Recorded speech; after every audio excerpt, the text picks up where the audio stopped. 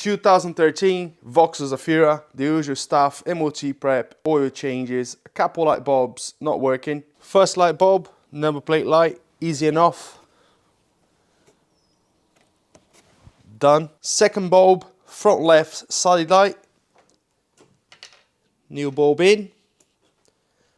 No good. Now test for power. Power missing. Now, do we have a wiring issue, plug, corrosion, or headlight problem? Ground side of the connector. Yeah, no resistance. Power side. Good, no resistance. Test lights connected to ground. Probing the power side of the side light. As you can see, the other one here is working. Let's turn the lights off. On. And unlike the number plate bulb, this circuit has circuit deactivation. I remove the headlight, the bumper, for nothing. What a rookie.